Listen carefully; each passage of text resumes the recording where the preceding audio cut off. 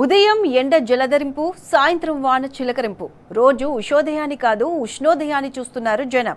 మధ్యాహ్నం అయ్యేసరికి గగన వీధి నుంచి నిప్పుల బాణాలు నెత్తి మీదికి దూసుకొస్తున్నాయి. రోడ్ల మీద బండ్లన్నీ అగ్నికిలలో నుంచి వెళ్తున్నట్టే ఉంది. ట్రాఫిక్ సిగ్నల్ దగ్గర కాసేపు ఆగితే బాడీ తందూరి కబాబ్ అయిపోతుంది. మధ్యాహ్నం వరకు ఎండ ప్రచండంగా ఉంటే సాయంత్రం చల్లని వానలు కూల్గా పలకరిస్తున్నాయి. రాష్ట్రంలో కొన్ని రోజులుగా భిన్న వాతావరణం నెలకొంది. మధ్యాహ్నం వరకు 42 డిగ్రీల నుంచి 45 డిగ్రీల వరకు హీట్ టెంపరేచర్తో ఉన్న వాతావరణం సాయంత్రం క్షణాల్లో మారిపోయి వానజల్లులు కురుస్తున్నాయి. గత 2-3 రోజులుగా హైదరాబాద్తో పాటు పలు జిల్లాల్లో ఇదే పరిస్థితి ఉంటుంది. అంతేకాదు ఏప్రిల్ 26 వరకు ఇలాంటి వాతావరణమే కొనసాగుతుందని వాతావరణ కేంద్రం తెలిపింది. వర్షాలపై కూలింగ్ న్యూస్ చెప్పిన గరిష్ట ఉష్ణోగ్రతలో ఎలాంటి మార్పులుండవంటూ హీట్ న్యూస్ కూడా తెలిపింది వాతావరణ శాఖ.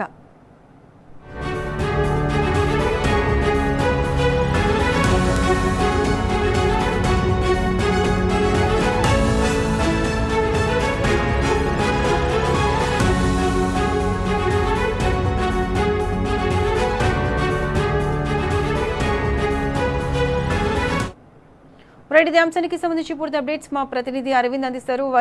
అరవింద్, చెప్పండి.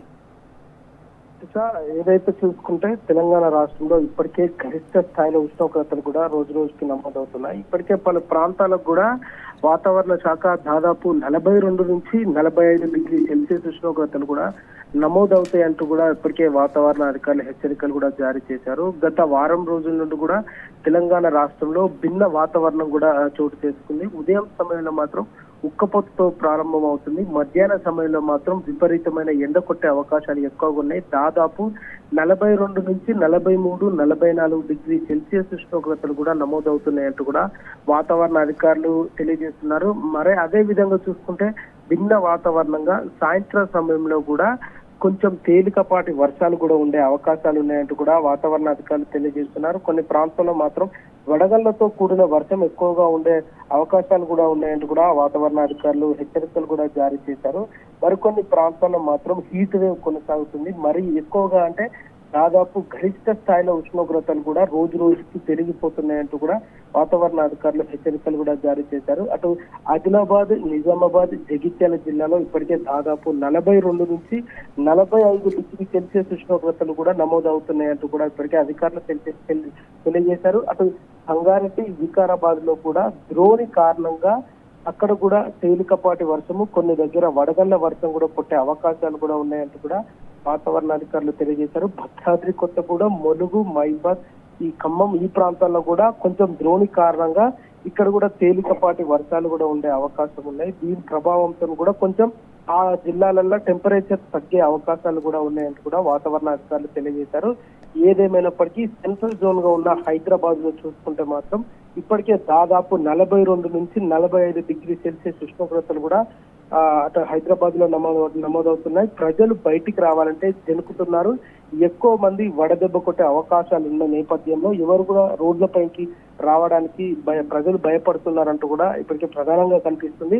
మరొక విధంగా చూస్తుంటే అటు తెలంగాణ ప్రభుత్వం కూడా వడదెబ్బ పైన కూడా ప్రజలకు అవగాహన కల్పించాలి. అటు వైద్య సిబ్బంది కూడా వడదెబ్బ తాకితే వెంటనే ప్రభుత్వ హాస్పిటల్లో కూడా అన్ని సదుపాయాలు ఏర్పాటు చేయాలంటూ కూడా ప్రజలు కొంచెం ఆగ్రహానికి గురవుతున్నారు.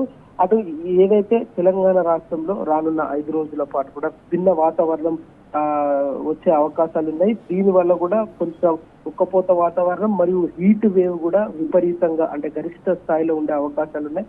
మరొక విధంగా చూసుకుంటే అటు వర్షపాత వాతావరణం కూడా నమోదయ్యే అవకాశాలు కూడా మరింత ఎక్కువగా ఉన్నాయంటూ కూడా వాతావరణ అధికారులు ఇప్పటికే హెచ్చరికలు కూడా జారీ చేశారు. కొన్ని జిల్లాలకు మాత్రం దాదాపు రెడ్ అలర్ట్ జారీ చేయడానికి కూడా సిద్ధంగా ఉన్నారు. ఇప్పటికే ఆరెంజ్ అలర్ట్ కానీ, ఎల్లో అలర్ట్ కానీ కొన్ని జిల్లాలకు వాటి ఉష్ణోగ్రతలు బట్టి కూడా నమోదు చేశారు. రానున్న 5 రోజుల పాటు కూడా మరింత హీట్ వేవ్ కొనసాగి ప్రజలు అప్రమత్తంగా ఉండాలంటూ కూడా వాతావరణ అధికారులు తెలియజేశారు. అటు వైద్య నిపుణులు కూడా ఎక్కువ మంచినీరు కానీ, కొబ్బరి నీళ్లు కానీ, ఎక్కువ మజ్జిగ తీసుకోవడం వల్ల ఎండ బారిన పడకుండా ఉంటారు. అటు వడదెబ్బ కొట్టకుండా ఉండే అవకాశాలు ఎక్కువ ఉంటాయి. కాటన్ దుస్తులు వేసుకోవాలి, ఎక్కువ కవర్ చేసుకొని ఉండాలి. ఎక్కువ ఎండకి మధ్యాహ్నం సమయంలో కూడా వెళ్లే పరిస్థితి కూడా దాన్ని మానుకోవాలంటూ చెప్తున్నారు. ఇప్పటికే 12 గంటల నుండి సాయంత్రం 3:30 వరకు విపరీతమైన గరిష్ట స్థాయిలో ఉష్ణోగ్రతలు నమోదవుతాయి కాబట్టి ప్రజలందరూ దీన్ని దృష్టిలో పెట్టుకొని అప్రమత్తంగా ఉండాలని అటు వాతావరణ అధికారులు తెలియజేశారు. Right Arvind, thank you.